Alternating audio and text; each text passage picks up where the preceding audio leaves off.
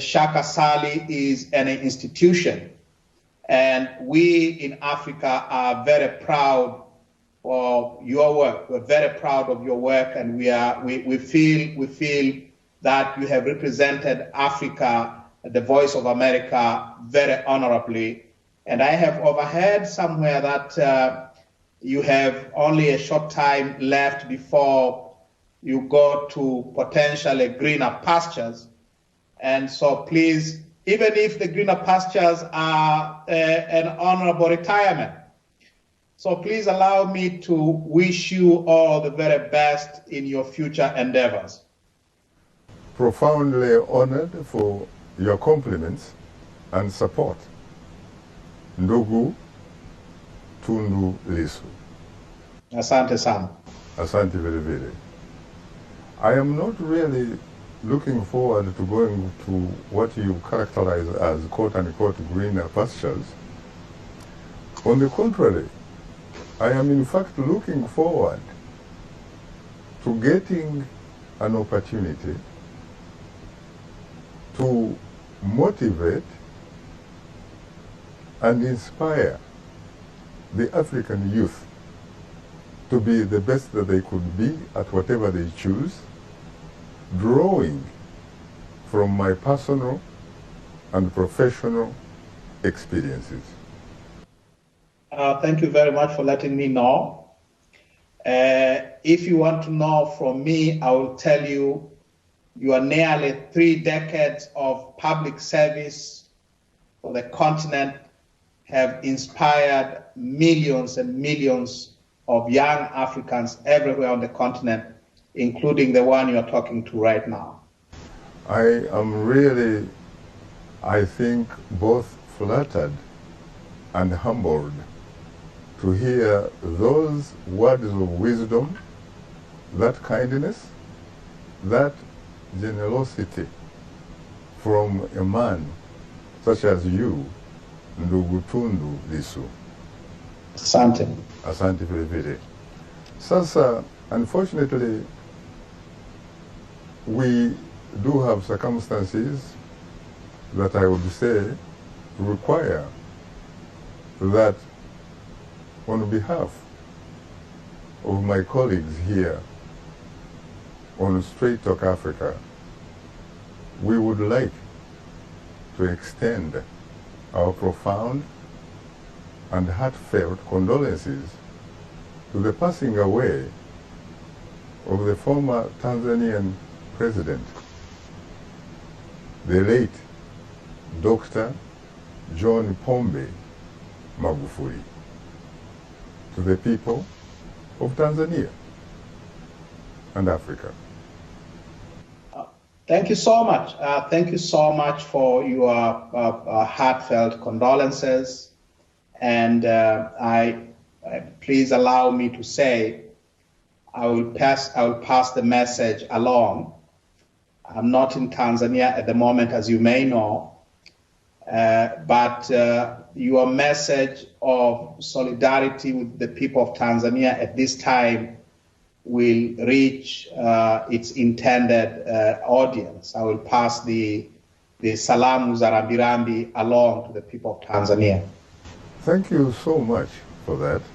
Now that you have a new president in Dodoma, Madam Samia Suluhu Hassan. Yes. Are you optimistic that things are likely to change, or do you think they are likely to remain more of the same? That's a very good question, Shaka.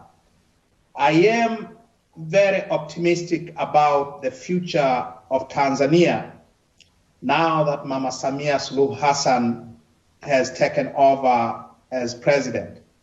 And this is why. Where the country had reached prior to the death of President Magufuli, the country had reached a dead end. We have a global pandemic called COVID-19. we have lost many people in Tanzania. We do not know the numbers of the people who have died of COVID-19 because of the policies pursued by President Magufuli, Mama Samia's predecessor. Yes. But we know so many people and very senior people in the government, and now including the president himself, have been, no, President Magufuli himself has been brought down by COVID-19. But the President Magufuli had spanned international effort to combat the pandemic. He had refused regional efforts organized under the East African Community and Southern African Development Community, as well as Africa Union, to combat the pandemic as an effort of the region, the East African region, Southern Africa, as well as Africa continent. The President Magufuli had completely isolated Tanzania on this grave question that is facing humanity at the moment.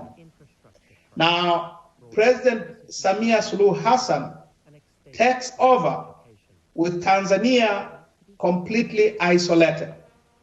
I cannot see her continuing on the dangerous and irresponsible path that was unfortunately pursued by her predecessor.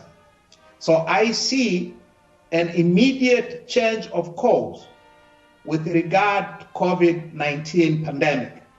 Tanzania, under her leadership, will return to the international fold. Tanzania, under her leadership, will return to sanity, because for the past year or so, we have had a head of state who has spanned science, has spanned international effort, and he has put his faith and the faith and lives of millions of Tanzanians to faith healers, to herbal inhalations, to herbal concoctions of dubious medical value. And this has caused uncountable, because we don't know the numbers. It has cost lives which could have been saved had the president done what the rest of the world is doing, taking precautions with regard, taking measures with regard to COVID-19 that experts worldwide have agreed that these are measures that can deal with the pandemic. So with Madam Samia Suluhu Hassan at the helm, I hope, and I'm optimistic because I also know her personally, I am optimistic that she will change course on this particular point. But that is just one subject. There has been a war on democracy since 2015 when President Magufuli took over. There has been a complete departure from the democratic traditions of Tanzania that began with the reintroduction of multi-party politics in 1992. President Magufuli has cracked down hard on his political opponents, on civil society, on religious bodies that did not toe his line, on the free press. And I believe and I hope Mama Samia Suluhu Hassan will change course on these areas as well. I wish her very well. I and my party will support her on these points. If she takes our country on a path to normalcy, on the path back to the international fold, if she reverses course on the question of democracy, of human rights, she will have my unstinting support. Are you also encouraged by her first statement to the country that Tanzanians should wear masks, for example? That is what I said when answering your question. We have a new president who has a responsibility to change course on COVID-19. And her first statement that we should all wear masks is a massive, massive milestone in a country in which the president had openly and disdainfully described face masks as akin to brassieres worn by women. The fact that now we have a president who is encouraging us to wear masks, that is a major step forward. And I think that alone gives me and millions of Tanzanians hope, a lot of hope, that we are back to restoring our sanity as a nation. Let me take you a little back to where you stated that former Tanzanian president, the late Dr. John Pombe Magufuli, died of COVID-19. As a lawyer, Tundu Lissu, do you have incontrovertible evidence, not liable to falter, that clearly point to what you just said as the cause of his death? I say this because the Tanzanian government said that the former president had a heart condition for more than 10 years, and that in fact he may have died as a result of that heart condition. Mr. Sali, you will need to be very brave to believe any word from the government of Tanzania on this particular point. You will need to leave all your senses behind you to believe them on this particular point. Here is what I know. The president fell ill prior to March 4th of this year because I heard the news that the president was gravely ill for the first time from an American source on March 4th. March 4th. And then the following day, March 5th, I received the same information corroborating what I had heard from my American source, from a South African source, saying the same thing. The president was gravely ill with COVID-19 and he was actually fighting for his life. He was on a ventilator. Now, I did not go public immediately on the basis of these two sources. I checked with my sources in Dar es Salaam, with my sources within the government, within the senior, within the high cycles of the Tanzanian government. And they all confirmed what my American and South African sources had told me. And therefore, on Sunday, March 7th, I posted my first tweet about President Magufuli, in which I asked, please tell us, where is President Magufuli and what is his state of health? That was Sunday, March 7th. Now, Mama Samia tells us that he fell ill with a heart condition on Saturday, March 6th. By March 6th, I already had information that he was fighting for his life for 2 days. I had the information, as I said, on March 4th. And then the following day, on March 7th, March 8th, Monday, my sources in Dar es Salaam told me that they were planning to fly the president out of the country, either to South Africa or to Kenya.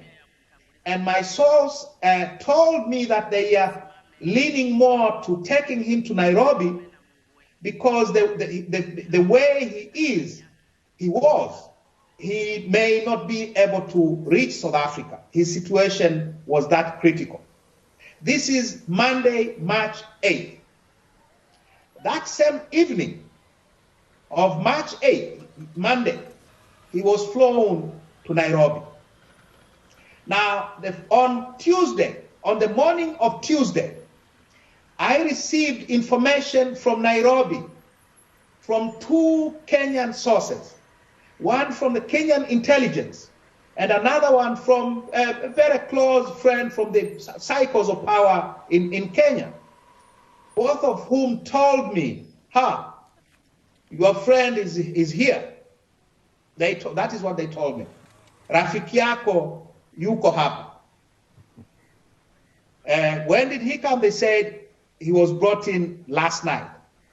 Where is he? And one of those two sources told me he is actually at the Nairobi hospital. Now, I stayed at the Nairobi hospital for 4 months. So I immediately contacted my friends. I've got lots of friends at the Nairobi hospital. So I immediately contacted my friends at the Nairobi hospital. And I jokingly asked them, I hope you have not put him in the suite I was in 4 years ago. I will be very offended if you put him in the same room I was. But I was just joking. But I asked them to confirm whether he was indeed in the hospital. And they confirmed that he was at the Nairobi hospital. That was Tuesday, March 9th.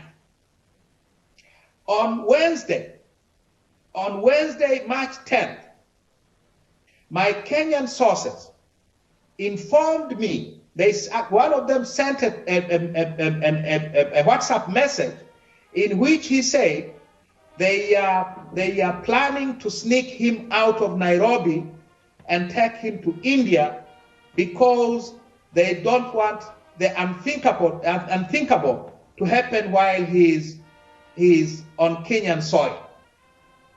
If you look at my Twitter feed on Wednesday, March 10th, I tweeted that information, and the exact words of the message which was brought to me are in quotation marks.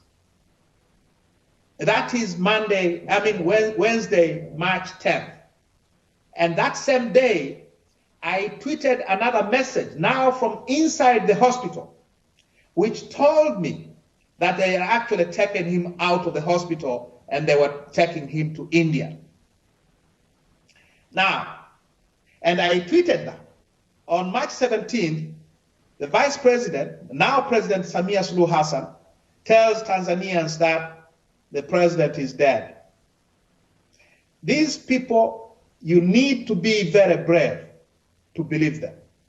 You need to leave all your senses behind you to believe their word on this matter. They would never, ever admit that President Magufuli's reckless behavior with regard to COVID-19 finally got the better of him. But that is the truth as far as I know. He died of coronavirus because his closest aides, his chief secretary, died of COVID-19. 2 of his personal aides died of COVID-19 during this time, in this period of 1 month. He's a security officer, the guy that you see, the dark guy that you see behind him all the time. The aide de camp. He's dead. The aide de camp. His ADC, not the military guy. There is this guy who is he's not in uniform. He's never in uniform. Police? It's very dark.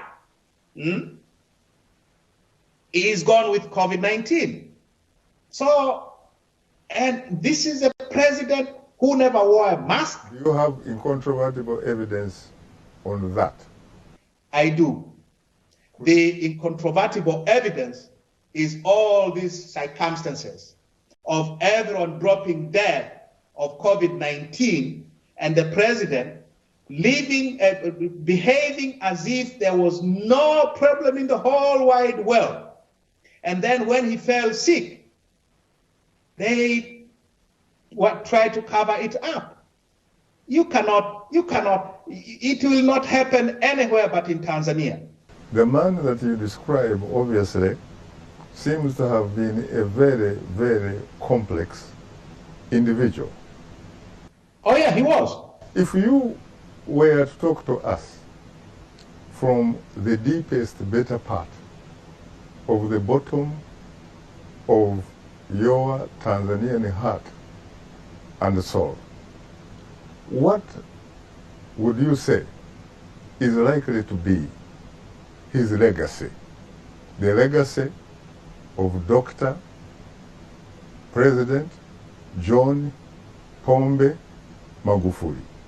The legacy of John Pombe Magufuli would be this: a president who took Tanzania, who tried to take Tanzania 40 years back by very brutal means. A president who used the enormous powers of the presidency under our Constitution to destroy the institutions of democracy and accountability that had been painstakingly built over a period of nearly 30 years from the time we went multi-party. A president who did not believe in the rule of law, who believed that the law was what came out of his mouth, and he acted on that law as he knew it. President Magufuli's legacy would be of a president who defied science, who defied the world on a matter of grave danger to the world, COVID-19 pandemic. As a result of his defiance of science and of scientific opinion and of global effort, COVID-19 finally caught up with him. What would you say was his single most important decision?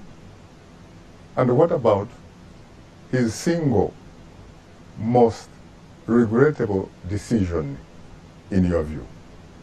There are actually many, but his war on democracy, his war on human rights, his war on civil liberties, on political parties, on civil society organizations, on the press, his war against his critics, as well as his defiance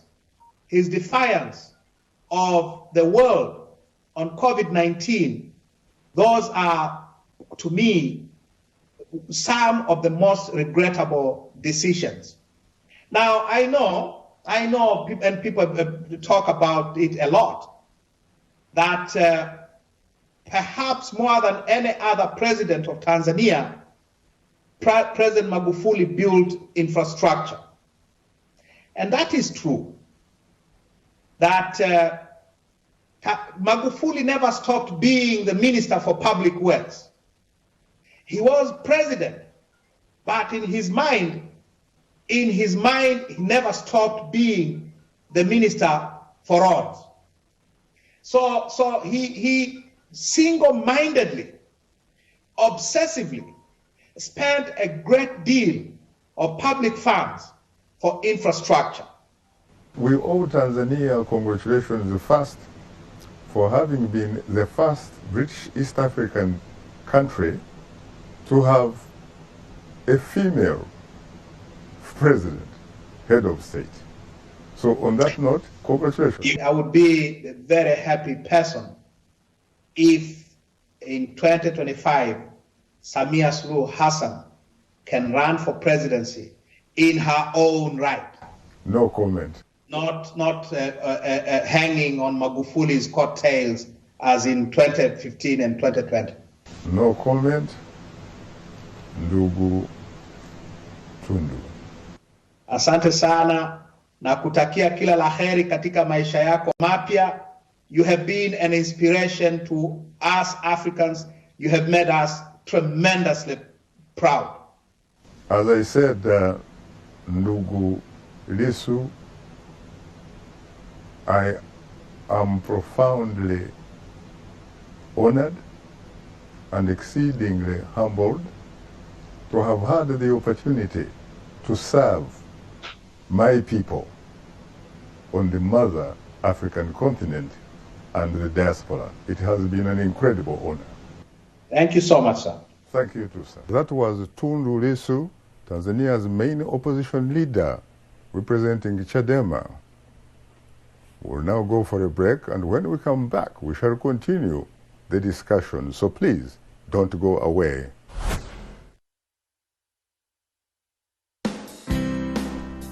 Health, wellness, sport, beauty, medical breakthroughs.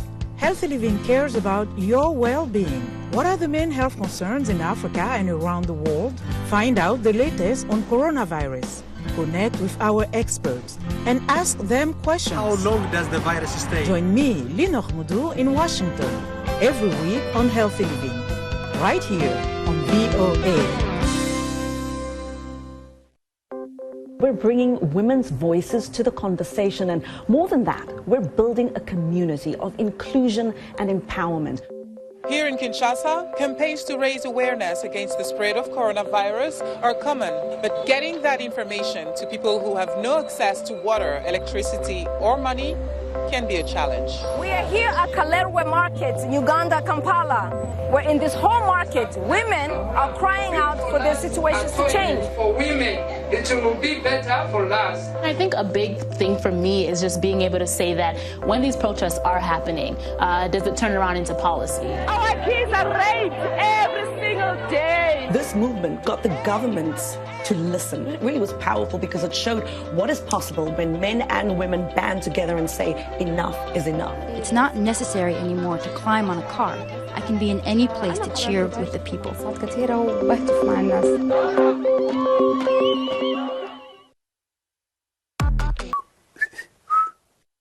Hello, you are welcome back to Straight Talk Africa. And for reaction, I am now joined by Professor P.L.O. Lumumba, a Pan-Africanist motivational speaker and professor of public law. I have to say, Professor, that I'm profoundly honored and exceedingly humbled to have the opportunity to host you on this special edition of Straight Talk Africa. Thank you very much, Shaka. You are yourself an icon in the African journalism scene, and I'm very glad that you've given me the opportunity to share my thoughts with you this evening in East Africa and this morning in the United States of America. Profoundly honored for your compliments and support, Professor Lumumba. Thank you. Really, let me register on behalf of Straight Talk Africa and Shaka Extra Time. I would like to extend our profound, heartfelt condolences on the passing away of President John Pombe Magufuli of Tanzania, a man that you so admired very much. That is fit and appropriate that we really appreciate and almost venerate a man who within 5 years has made such an impact not only in the United Republic of Tanzania, but in the continent of Africa, and one dare say the world. Briefly, what kind of man was he really? What made him tick for you?